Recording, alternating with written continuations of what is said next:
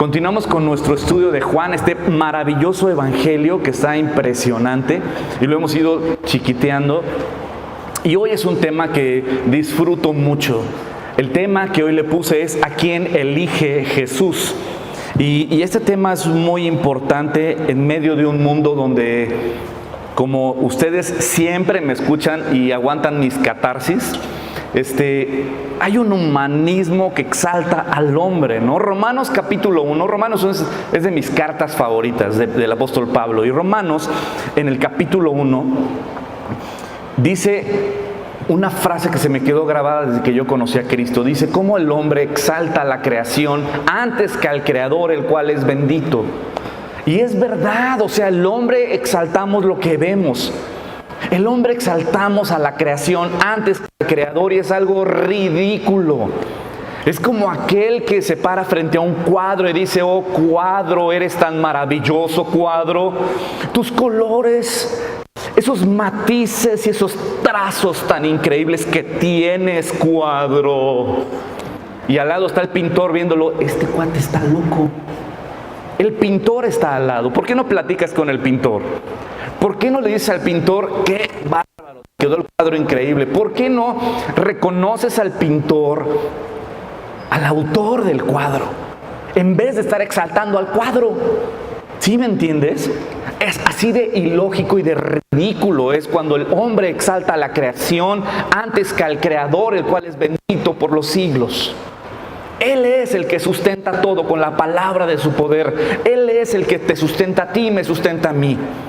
El humanismo es lo que más ha alejado al hombre de su Creador. ¿Por qué? Porque el humanismo te hace creer que eres autosuficiente. Porque tú puedes, échale ganas. Y siempre te hacen creer que la solución está en ti y dentro de ti está la felicidad. Y ahí tienes a la gente buscándose a sí misma, encontrándole sentido a la vida, donde no hay sentido a la vida y donde nunca van a encontrar paz y respuestas. Tú y yo necesitamos al Creador de los cielos y de la tierra que te ama, que te diseñó, que te planeó. Te diseñó con el color de ojos que tienes. Te diseñó con los dones y talentos. Él te dio esos dones y talentos. Si tienes habilidad para las matemáticas, para la historia, para la retención, para el análisis, para lo que tú seas bueno, ¿quién crees que lo sembró en ti? ¿Por qué el de al lado no lo tiene y por qué tú sí? ¿Quién decidió que nacieras en el vientre de una familia donde tendrías que comer? ¿Quién decidió que nacieras en el vientre de una familia, de una mujer que iba a cuidar de ti? ¿Quién decidió? Dios. Y con un propósito más allá de nuestras narices. Con un propósito más allá de lo temporal. Gastamos nuestras vidas, nuestra energía, nuestro dinero en cosas que no sacian y que no le van a dar propósito a nuestras vidas. Y vemos en este precioso mensaje de la palabra, en el Evangelio de Juan, de cómo Jesús empieza a llamar a sus discípulos, un mensaje hermoso e increíble, que no radica en los discípulos, radica en el que llama. Juan capítulo 1, versículo 40. Andrés, hermano de Simón Pedro, era uno de los dos que habían oído y han seguido a Jesús. Andrés estaba con Juan el Bautista. Y cuando Juan el Bautista estaba hablando de Jesús, Él es el Cordero de Dios. Cuando Juan el Bautista estaba diciendo, Él es el Mesías, Él es el Cristo, Él es el Hijo de Dios, y estaba dando testimonio de Jesús. ¿Sabes algo? Andrés era uno de los que estaba escuchando. E inmediatamente obedeció y creyó en lo que Juan el Bautista decía y dejó a Juan el Bautista y siguió a Jesús. Este halló primero a su hermano Simón y le dijo, hemos hallado al Mesías, que traducido es el Cristo. La palabra Mesías es una palabra hebrea. La traducción al griego es Cristo y la traducción al español es el ungido, el ungido de Dios, ¿no? Hemos encontrado al Mesías, hemos encontrado a Cristo. ¿Quién fue el que le compartió a Pedro? A Simón. Andrés, su hermano, que fue el que estaba con Juan el Bautista y escuchó el testimonio de Juan el Bautista sobre Jesús, dejó a Juan el Bautista, siguió a Jesús, y cuando sigue a Jesús inmediatamente fue con su hermano y le dijo: Pedro, Simón, hemos encontrado al Salvador, hemos encontrado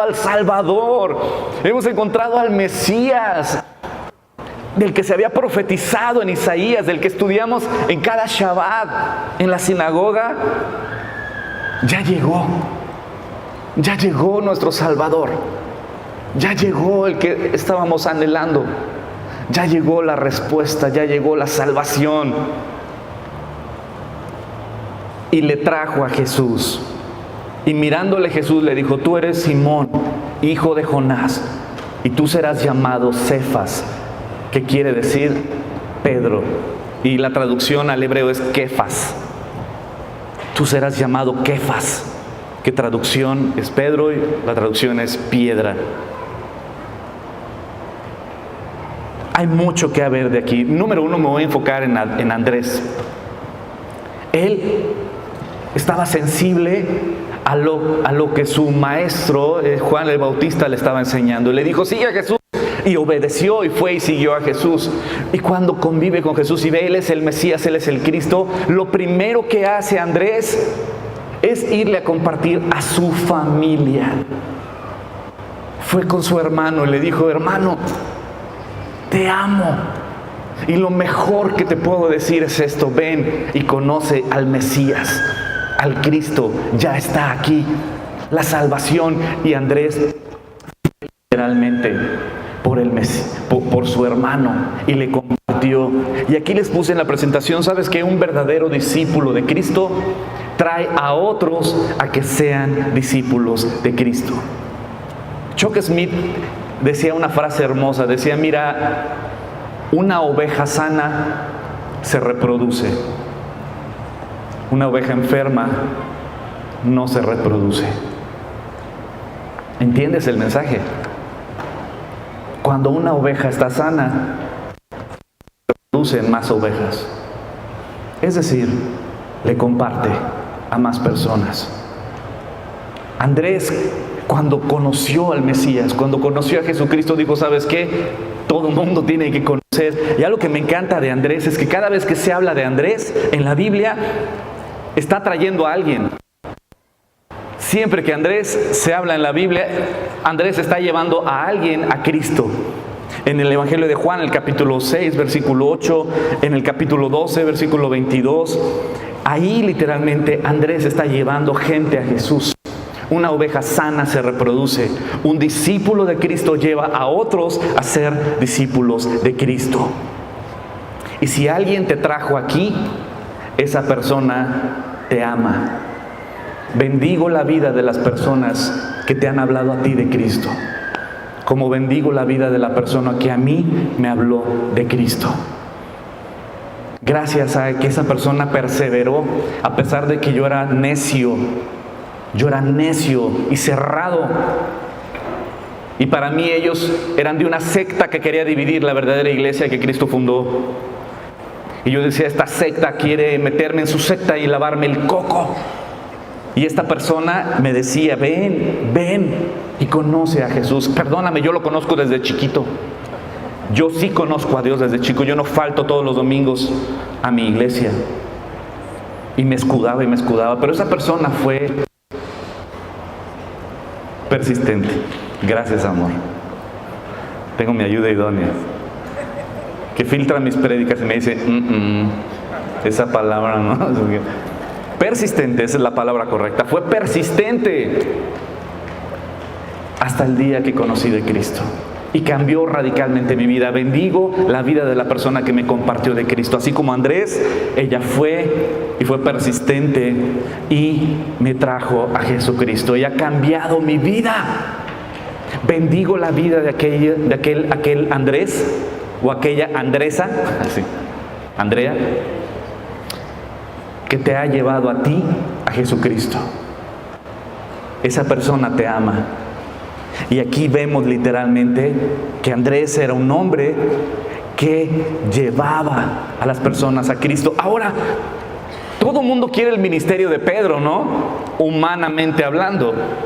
Es decir, en este mundo que lo que más va a pulular es liderazgo, porque tú puedes ser un líder, porque tú eres un líder, porque tú vas a llegar a ser un líder. 10 pasos para ser un grande líder. Y el tema es liderazgo. Ven al curso de liderazgo, ven a aprender sobre liderazgo, y todo el mundo va así como, pues yo quiero ser líder. Y aquí vemos literalmente el ministerio de Pedro, que fue cabeza dentro del ¿cómo se llama?, de la iglesia primitiva. Él fue literalmente de los primeros, de los que tenían autoridad.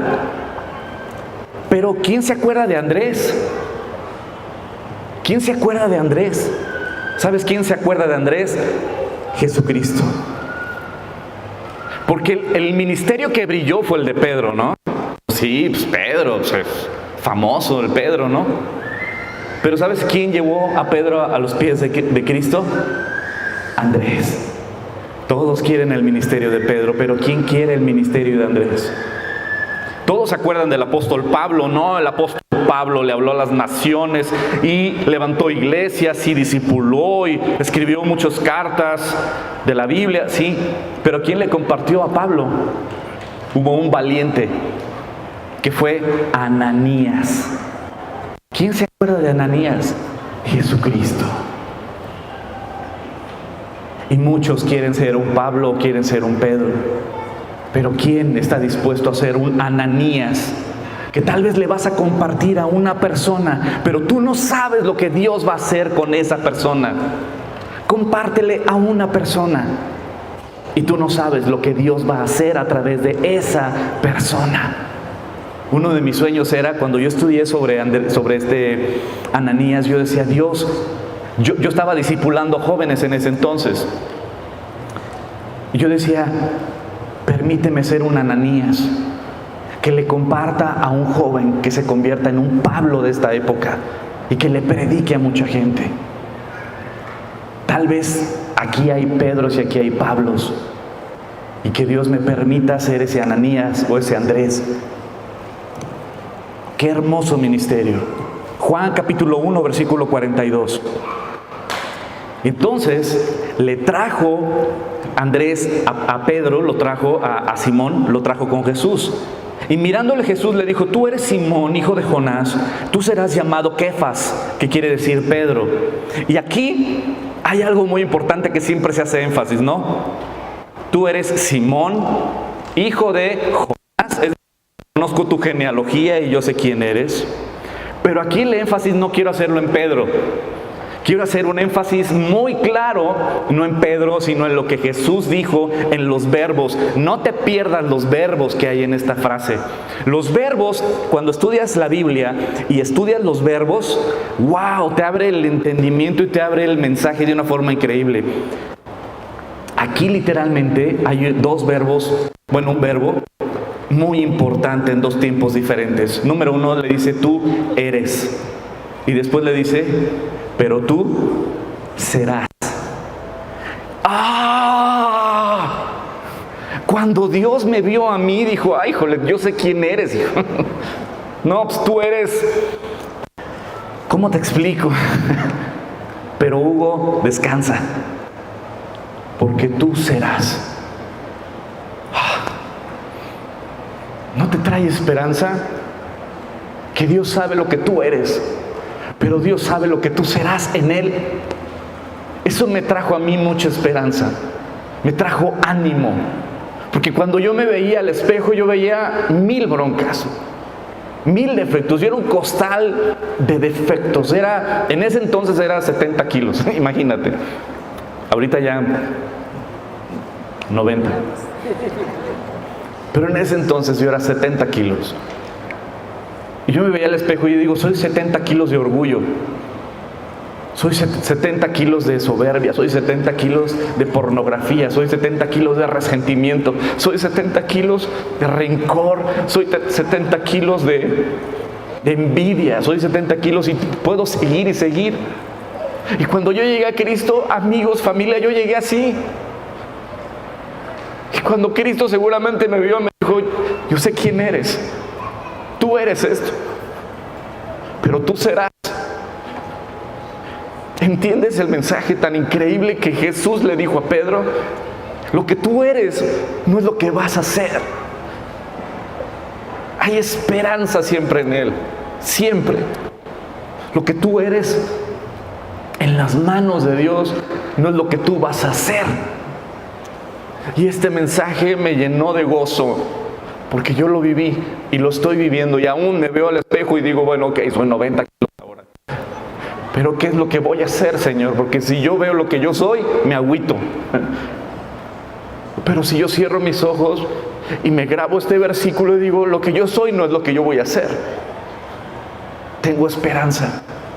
Porque la palabra de Dios enseña en Filipenses capítulo 1, versículo 6, estando persuadido de esto, que el que comenzó en vosotros la buena obra, la perfeccionará hasta el día de Jesucristo. ¡Wow! Hebreos capítulo 12, versículo 2. Puestos los ojos en Jesús, el autor y el consumador de la fe, la obra que Él empieza, Él la termina, Él la consuma. El cual por el gozo puesto delante de Él sufrió la cruz, menospreciando el oprobio, y se sentó a la diestra del trono de Dios. Volviendo al Evangelio de Juan, capítulo 1, versículo 43. El siguiente día quiso Jesús ir a Galilea y halló a Felipe y le dijo, sígueme. Grábate esa palabra. Jesús diciéndole, sígueme.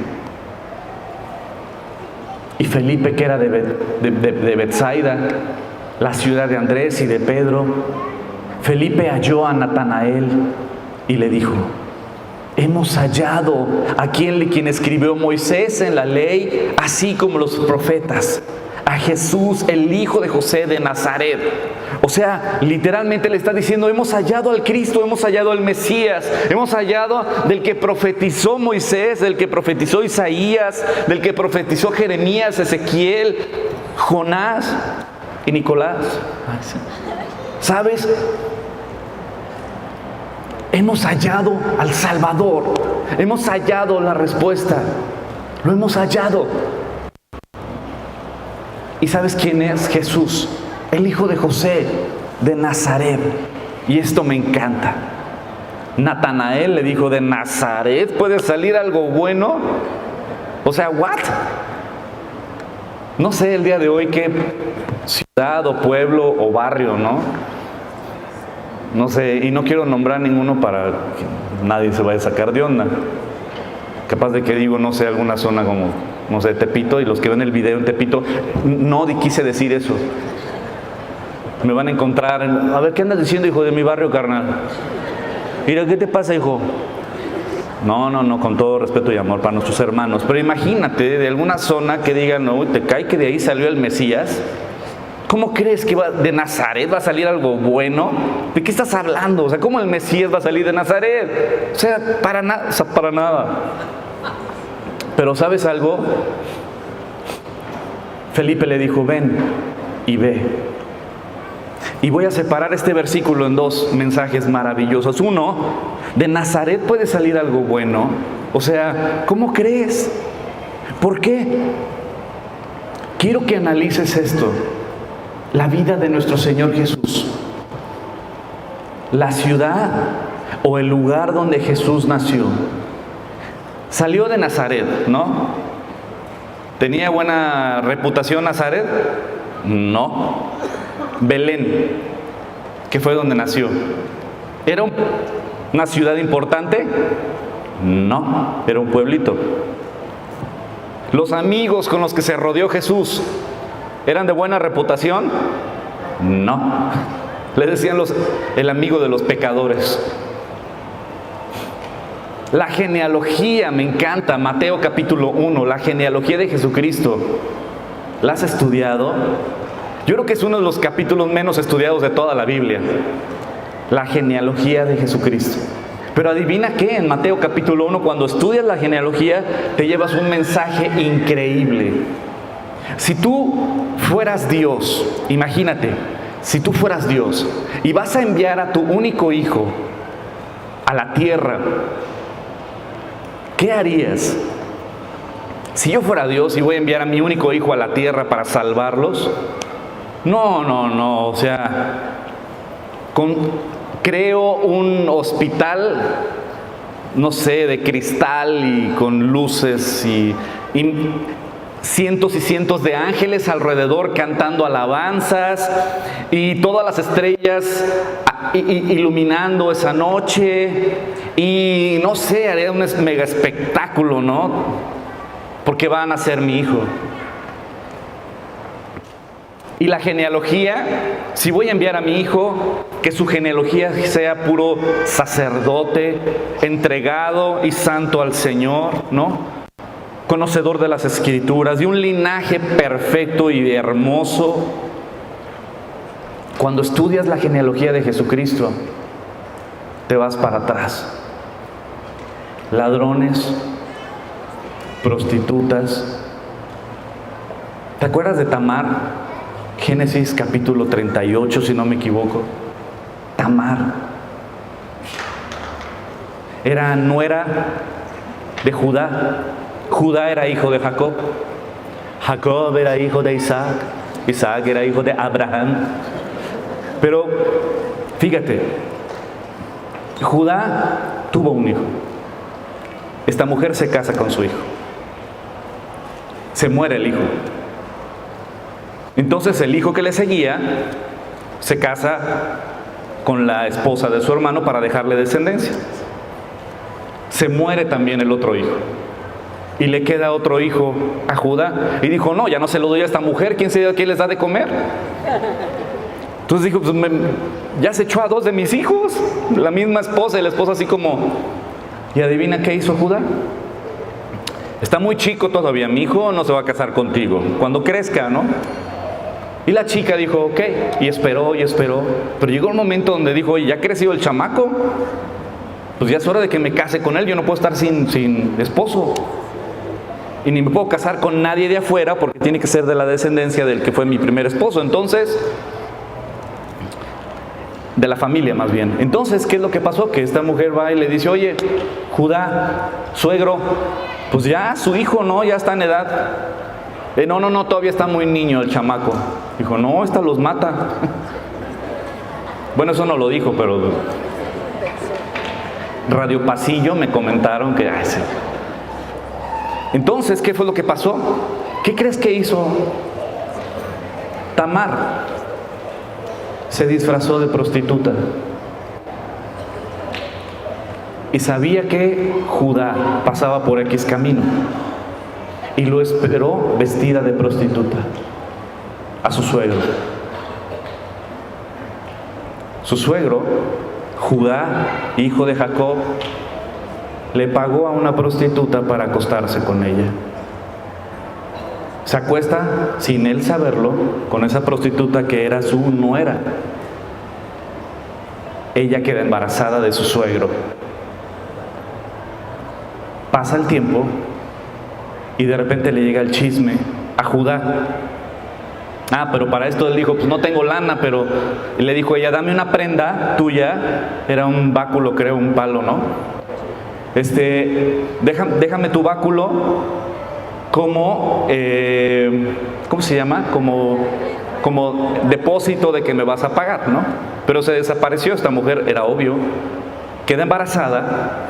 De repente, Judá pasa el tiempo y se entera que su nuera está embarazada de quién sabe quién. Oye, tu nuera está embarazada. Y él se súper enoja, se pone furioso y dice, ¿cómo? Hay que matarla, hay que apedrearla, porque... Y dijo, pero ella quiere decirte quién es el papá del hijo. A ver, pues le manda el báculo y dice, de quién es este báculo es el papá del hijo. Y va viendo que es su báculo y dice, ¿verdad? Esa historia viene en la Biblia en Génesis capítulo 38. Él era hijo, Judá era hijo. Y adivina de quién es descendiente Jesucristo. De Judá. ¿Por qué se llaman judíos el día de hoy? Porque son descendientes de Judá. Él es el padre de los judíos. Y aparte, Él es el Padre de su descendencia sale el Cristo. Rahab, otra prostituta, ella se dedicaba a eso. Y de la descendencia de Rahab sale el Mesías. Entonces, cuando tú te pones a estudiar la ascendencia de Jesucristo, ves su genealogía, su árbol genealógico, pues no es como para presumir, ¿eh? No, pues es que mi bisabuelito era prostituta y o sea, ¿entiendes? Y te lo voy a decir así, ¿cuántos conoces que presumen su descendencia? Yo desciendo de españoles, yo de argentinos, yo de esto, yo del otro, mi ascendencia y mis padres fueron. Te voy a decir algo, nuestro Señor, nuestro Salvador, no dio a nada de qué presumir, de nada de qué humillar a la gente, de nada. Él se humilló a sí mismo, nació en un pueblo, no hubo un lugar para que naciera Él, tuvo que ser en un establo, se rodeó de pecadores. Su ascendencia no era de presumir dentro del pueblo judío. Sin embargo, Él lo decidió así. Y cuando elige a sus discípulos, fíjate, cuando Jesús vio a Natanael que se le acercaba, dijo Él: he aquí un verdadero israelita en quien no hay engaño. Le dijo Natanael: ¿de dónde me conoces? Respondió Jesús y le dijo: antes de que Felipe te llamara, cuando estabas debajo de la higuera, te vi. Aquí Jesús está llamando a sus discípulos. Y esta frase a mí me brincaba mucho, siempre era un pasaje que me brincaba porque decía, porque en el siguiente versículo vas a ver que literalmente Natanael le va a decir, respondió Natanael y le dijo: Rabí, tú eres el Hijo de Dios, tú eres el Rey de Israel. Respondió Jesús y le dijo: porque te dije que te vi debajo de la higuera, ¿crees? Cosas mayores a estas verás. Y le dijo: de cierto os digo que de aquí en adelante veréis el cielo abierto y a los ángeles de Dios que suben y descienden sobre el Hijo del Hombre. Oye, ¿qué pasó aquí? Ya me perdí la película, porque ¿cómo es que llega y le dice: tú eres Natanael? No, un verdadero israelita en quien no hay engaño. Está hablando de, tú eres una persona congruente. Tú eres una persona congruente, Jesús le dice. Y le dijo: ¿de dónde me conoces? Y dice, respondiendo Jesús, le dijo: antes de que Felipe te llamara, cuando estabas debajo de la higuera, yo te vi. Y uno humanamente dice: pues ¿qué tiene eso de raro, no? Pues al igual vas por el camino, lo ves debajo de una higuera y ya te sigues y dices: pues yo te vi debajo de la higuera antes de que Felipe te llamara. Pero lo que no me checa es que la respuesta de Natanael digan: ¿me viste debajo de la higuera? Tú eres el Mesías. Tú eres el Hijo de Dios porque me viste debajo de la higuera. No me checa para nada una respuesta así porque te vio en el camino. Pero me cayó el 20 cuando estudio literalmente los escritos rabínicos, y una frase rabínica común era: el sentarse bajo la higuera significaba escudriñar las escrituras. A ti, para mí que somos gentiles, pues como que se nos pasa eso de largo, ¿no? Dices, pues ¿qué tiene? No, pero esa frase era una frase rabínica que decía que estaba escudriñando las escrituras cuando decían: esta persona está debajo de la higuera, o yo estoy reposando debajo de la higuera. Entre los rabinos esta frase significaba: estoy escudriñando las escrituras. Entonces ahora sí ya entiendes cuando de repente Jesús le dijo: es que antes de que Felipe fuera a llamarte, tú estabas escudriñando las escrituras, ¿no? Estabas debajo de la higuera. Ahí es cuando él dice: asústame. ¿Cómo supiste que yo estaba estudiando las escrituras cuando llegó Felipe a buscarme? Yo te vi. ¿Cómo que me viste? Entonces ahí la respuesta natural es: órale, tú eres de quien dice la gente que eres el Mesías. Entonces ya me cayó el 20 con eso. Ahora, en este pasaje, en esta sección que acabamos de estudiar, vemos varios puntos. Esta sección de Juan muestra 4 maneras de ir a Jesús. Una, Andrés fue a Jesús por la predicación de Juan el Bautista. Juan el Bautista predicaba sobre Jesucristo y Andrés responde a la predicación de Juan el Bautista y sigue a Jesucristo. 2, Pedro fue a Jesús por el testimonio de su hermano Andrés. Pedro se acercó a Jesucristo porque su hermano le habló sobre Jesucristo. 3, Felipe fue a Jesús como resultado de un llamado directo de Jesús. Jesucristo fue el que lo buscó y lo llamó a Felipe. 4, Natanael fue a Jesús cuando dejó a un lado sus prejuicios personales, porque él ya traía prejuicios personales. ¿Se acuerdan? Pues de Nazaret va a salir algo bueno. ¿Cómo crees que de Nazaret va a salir el Mesías? Traía prejuicios. Y sin embargo hizo a un lado los prejuicios por un encuentro personal con Jesucristo. ¿Cómo llegaste tú a Jesucristo? ¿Cuál de las 4 maneras? Haciendo a un lado tus prejuicios. ¿Alguien te habló de Jesucristo? ¿O tuviste un encuentro personal con Jesucristo?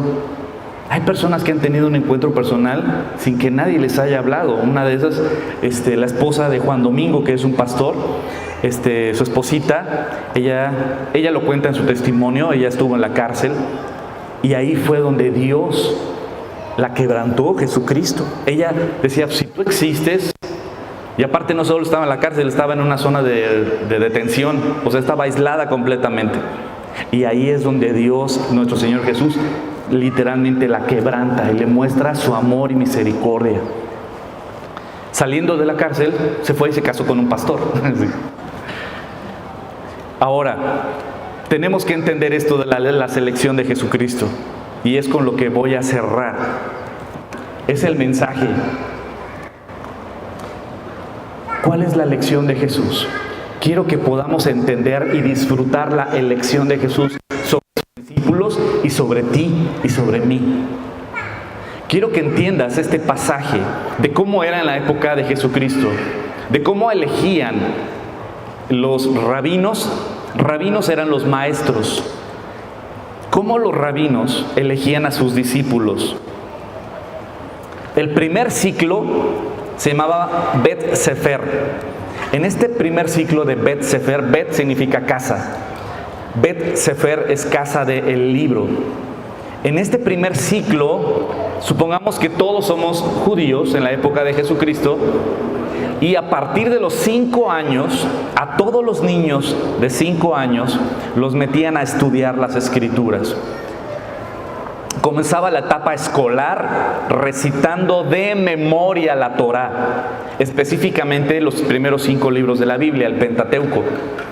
Esto aprendían durante 6 años. Y ya a los 11 años, un niño debía conocer cada frase de los primeros 5 libros de la ley, de la Torá. Los primeros 5 libros de la Biblia: Génesis, Éxodo, Levítico, Números, Deuteronomio, de memoria. Los niños desde los 5 años hasta los 11 tenían para aprenderse de memoria 5 libros de la Biblia. Yo pujo para aprenderme 2 versículos. Pero estos niños, como decía mi mamá, es que ustedes los niños, ¿por qué todavía me dice niño? Ay, sí. Ustedes los niños tienen su cerebro como esponja, ¿no? ¿Alguna vez escucharon eso? En verdad tiene una memoria impresionante. Mi hija se aprende unos pasajes impresionantes en la escuela. Pues los niños de 5 a 11 años se tenían que aprender los primeros 5 libros de la Biblia de memoria.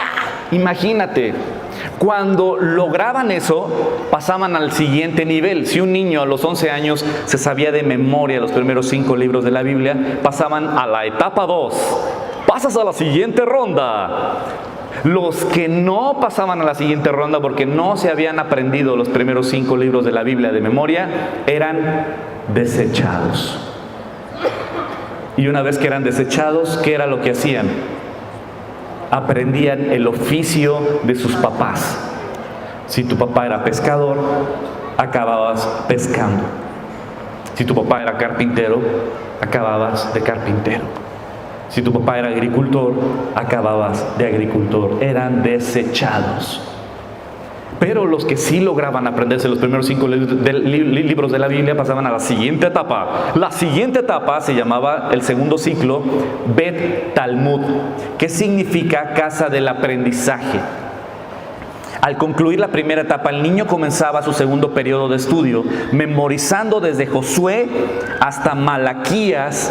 Hasta los 13 años, el adolescente judío, aunque para el hombre adulto, era un hombre adulto para su cultura, estudiaba y estaba preparado para elegir a un rabí. A los 13 años ya se sabían todo el Antiguo Testamento casi de memoria. Todo el Antiguo Testamento de nosotros, de memoria. A los 13 años. ¿Te imaginas eso? Entonces los que ya a los 13 años se sabían de memoria todas las escrituras, ellos tenían la posibilidad de buscar a un rabino, a un maestro. Solo los más preparados seguían a la tercera etapa. Solo los más preparados seguían estudiando, mientras que los demás, menos preparados, comenzarían a realizar el oficio de sus padres. Este fue el caso de todos los discípulos de Jesucristo. Cuando ya lograban terminar el segundo nivel, pasaban al tercer ciclo, que se llama Bet Midrash, que significa casa de la interpretación. Después de concluir el segundo ciclo educativo, el joven podía elegir a un rabí para seguirlo. Luego de un periodo de prueba, el rabí decidía si el joven sería oficialmente su discípulo o no. Ya el rabí decidía, pues sí, ¿sabes qué? ¿Te quedas o no te quedas? El rabí seleccionaba, les iba poniendo a prueba, les preguntaba las escrituras de memoria, los ponía en situaciones morales para resolver bíblicamente. O sea, el rabí literalmente ponía a prueba a todos sus discípulos, hasta que el rabí decidía a quien sí aceptaba como discípulo y a quien no aceptaba como discípulo, y era desechado. Y los que eran desechados, ¿qué acababan haciendo? El oficio de sus padres. Si el rabí veía potencial en un discípulo, lo confirmaba con las siguientes palabras: ven y sígueme. Eran las palabras que confirmaban que el rabí te aceptaba. Ahora, quiero que recuerdes esas palabras que Jesús les dijo a sus discípulos. Quiero primero que analices a estos discípulos. ¿Eran aceptados? Fueron rechazados. Un publicano, pescadores, un terrorista, un celote. ¿Sabes? Todos fueron desechados. Ninguno dio el ancho. Ninguno fue un maestro bíblico. Ninguno fueron desechados. Cuando Jesús se les aparece en el camino y les dice: ven y sígueme. ¿Sabes lo que para lo que ellos representaban? ¿Me aceptas? Yo fui desechado. ¿Me aceptas como tu discípulo? Y dejando todo, lo seguían. ¿Puedes entender cómo es que Dios trabaja? ¿Puedes ver cómo es que Dios elige? En este mundo que exalta al hombre, siempre va a hacer cursos de liderazgo, mensajes de liderazgo y cómo ser un líder, y cómo tú puedes ser un líder, y empoderar al hombre. Pero te voy a decir cómo la Biblia nos muestra quiénes son los hombres que Dios elige. Número 1, los discípulos de Jesucristo, ninguno de ellos fue aceptado, todos fueron desechados por el sistema rabínico. Jesucristo no eligió a sus discípulos en los institutos rabínicos. Cuando Dios elige, no es por la calidad o las cualidades de cada uno de ellos.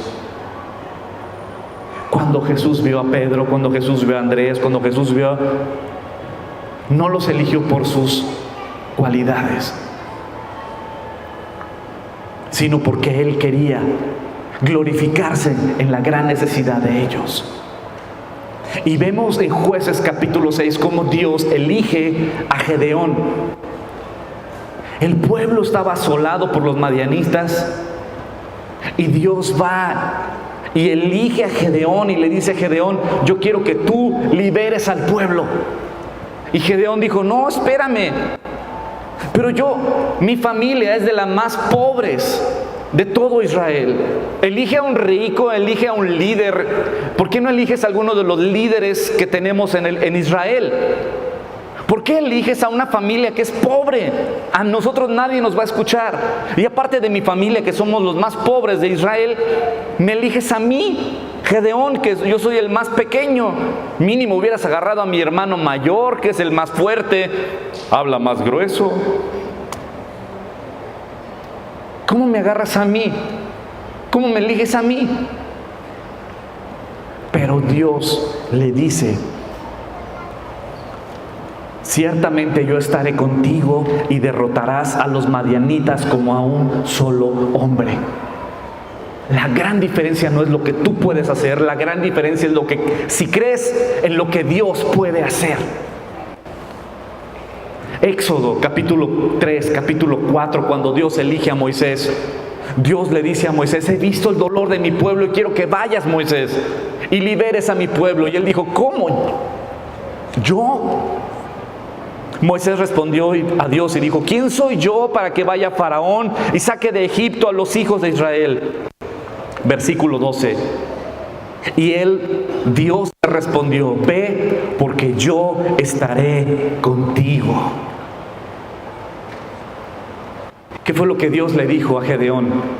Ve, porque yo voy a estar contigo. ¿Qué fue lo que Dios le dijo a Moisés? Ve, porque yo voy a estar contigo. ¿Qué fue lo que Dios le dijo a Josué?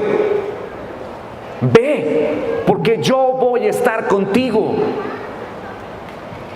La gran diferencia, familia amada, querida, no es tus cualidades, tus dones, tus talentos, tus posibilidades, sino es si el Señor está o no con nosotros. Moisés le dijo: Señor, si tú no vas delante de nosotros, yo no me muevo de aquí. En Éxodo capítulo 4, Moisés todavía se excusa con Dios y le dice: entonces Moisés le dijo a Jehová: ¡ay, Señor! Nunca he sido hombre de fácil palabra, ni antes, ni desde que tú hablas a tu siervo, porque soy tartamudo, tardo en el habla y torpe en la lengua. Y Jehová le respondió: ¿quién dio la boca al hombre? ¿Quién hizo al mudo y al sordo? Ve al que ve y al ciego. Yo soy Jehová. Ahora pues ve que yo estaré con tu boca, yo estaré con tu boca, dice el Señor, y yo te enseñaré lo que hayas de hablar. Y él dijo: ay, Señor, envíate, ruego, por medio del que debes de enviar. O sea, en pocas palabras le dijo: Nel, yo no. Y entonces dice que Jehová se enojó con Moisés. Porque estás poniendo tus ojos en ti, Moisés, y en los que tú puedes hacer, no en lo que yo puedo hacer.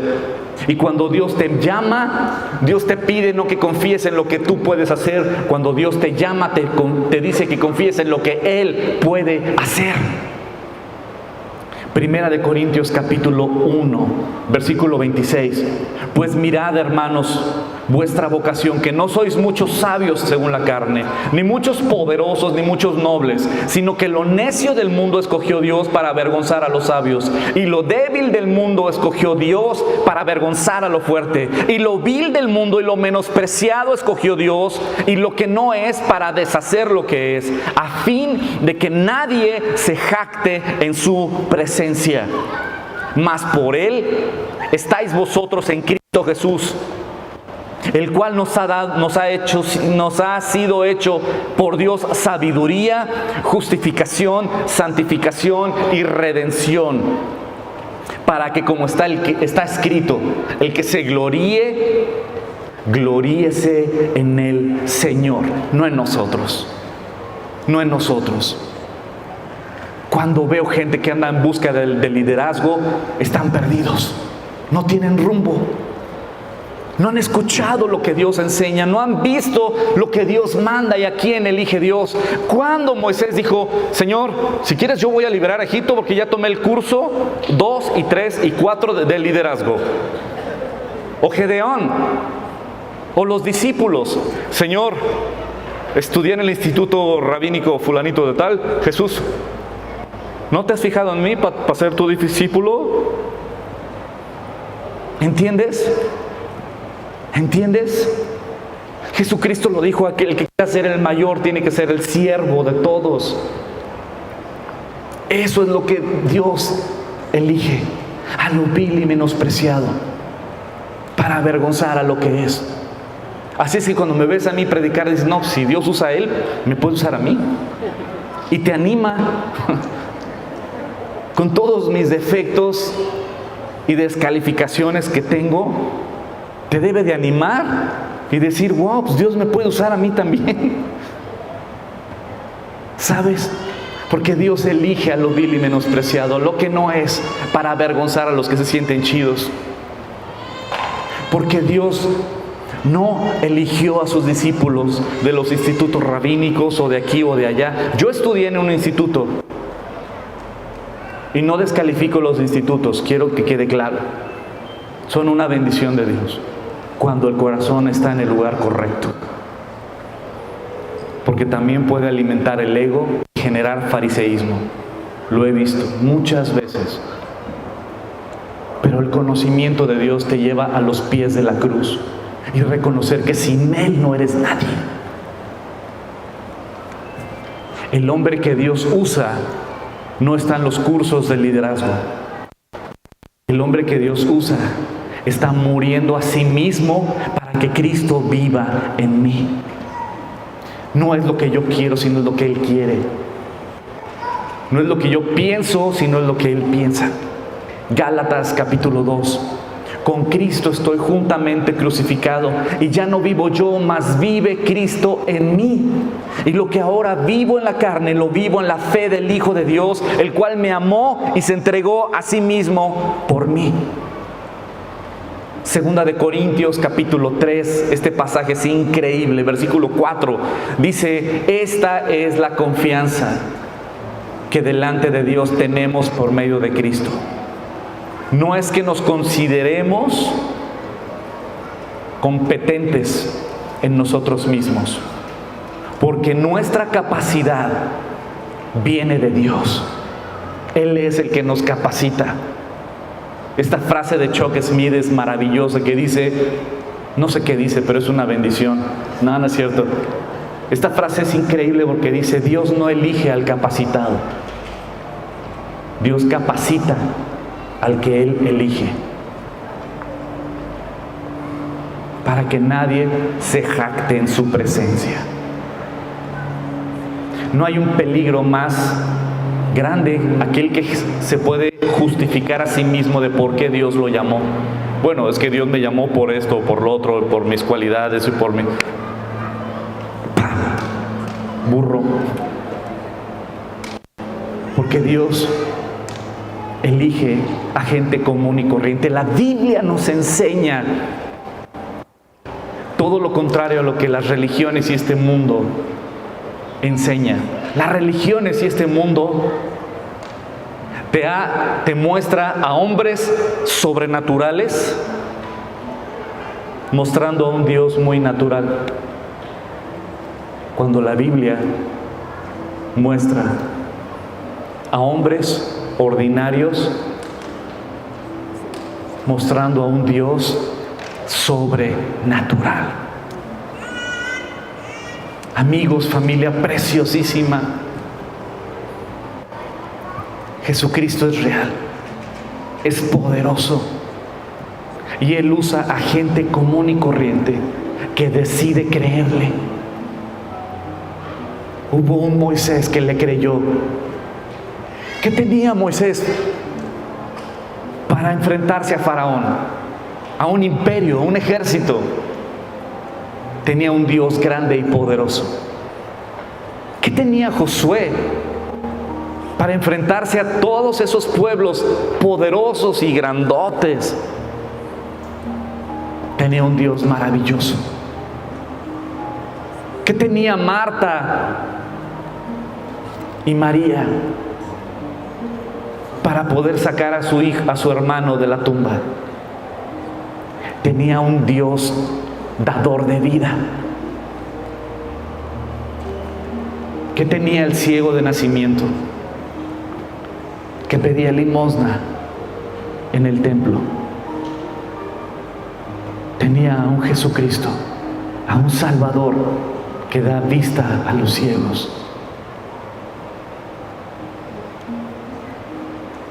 ¿Qué tenía un Hugo Pisano?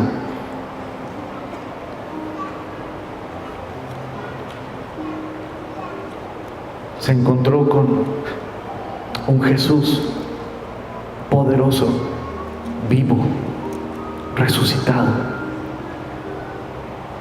poderoso para sanar sus heridas, fortalecer sus piernas, quitarle la venda y darle esperanza. El tema se llama Él, no tú, no yo. Dios no elige a los capacitados. Dios capacita a los que Él elige. Y el que quiera ser el mayor tiene que ser el siervo de todos. Jesucristo no daba cursos de liderazgo. Jesucristo llevaba a sus discípulos donde estaba la necesidad, a amar, a suplir, a abrazar, a devolver la esperanza donde ya no la hay. Ese es mi Salvador. Ese es mi Señor. ¿Quién es el hombre o la mujer que Dios elige, que Dios usa? Aquel que se quebranta ante su palabra. Aquel que reconoce su pobreza espiritual, su bancarrota espiritual, pero quiere ser enriquecido por el dador de vida. Aquellos que decimos: yo no tengo nada, Señor, pero estoy aquí. Úsame a mí. Yo no soy sabio, yo no tengo conocimiento, tengo muchos defectos, tengo un carácter de la fregada, pero ¿sabes qué? Yo creo que tú puedes hacer un cambio. Yo creo que tú puedes hacer una obra maravillosa a pesar de mí. No se trata de ti, no se trata de mí. Se trata de un Dios todopoderoso, maravilloso, perdonador, fiel, verdadero, para sanar, para restaurar, para levantar, para consolar.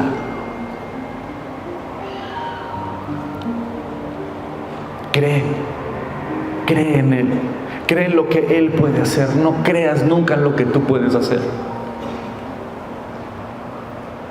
porque si no pasa lo que tú esperas, te vas a amargar y vas a decir: ¿cómo es que yo no estoy haciendo esto? ¿Cómo es que yo no estoy? Si no ven todo lo que yo puedo hacer, tu corazón está podrido, porque estás puesto, los ojos puestos en ti.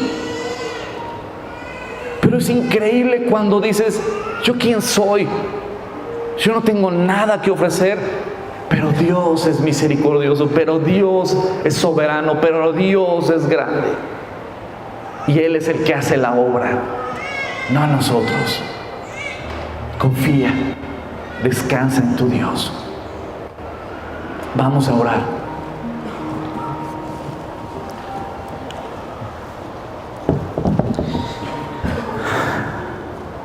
Padre,